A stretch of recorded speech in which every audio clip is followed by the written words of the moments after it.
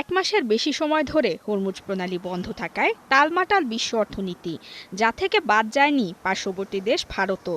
দিন দিন স্পষ্ট হচ্ছে জ্বালানি অস্থিরতা। দেশটির অবকাঠামো প্রকল্প থেকে শুরু করে বিমান চলাচল কিংবা পর্যটন সব খাতেই বাড়ছে ব্যয়। এতে গ্রাহকদের বাধ্য হয়েই মেনে নিতে হচ্ছে বাড়তি এই আর্থিক চাপ। এই যেমন হিমাচল প্রদেশের সড়ক নির্মাণ ও রক্ষণাবেক্ষণ প্রকল্প। জ্বালানির ঘাটতি ও বিটুমিনের মূল্যবৃদ্ধিতে বাড়ছে কিলোমিটার প্রতি খরচ, যা মেটাতে লাগবে অতিরিক্ত 100 কোটি রুপি। वहां पर पार्शियल इंक्रीज हुआ है।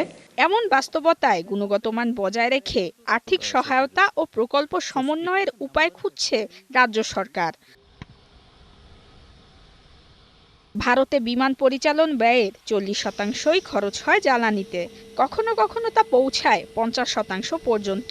সম্প্রতি আকাশছোঁয়া দামে জেট ফুয়েল কিনতে হচ্ছে বিমান সংস্থাগুলোকে। এতে বিমান চলাচলে কিলোমিটার প্রতি খরচ হচ্ছে 2 লাখ রুপির বেশি। জ্বালানি সংকটের বড় প্রভাব পড়েছে ভারতের হোটেল ও রেস্তোরাঁ খাতে। এলপিজির উচ্চ মূল্যে পরিচালন ব্যয় বেড়েছে প্রায় 20%। ফলে একদিকে যেমন খরচ বাড়ছে, অন্যদিকে দিন দিন কমে আসছে ব্যবসাও। আর্থিক চাপ সামাল দিতে খাবারের মূল্য বৃদ্ধি করায় আশঙ্কাজনক হারে কমছে বিক্রি।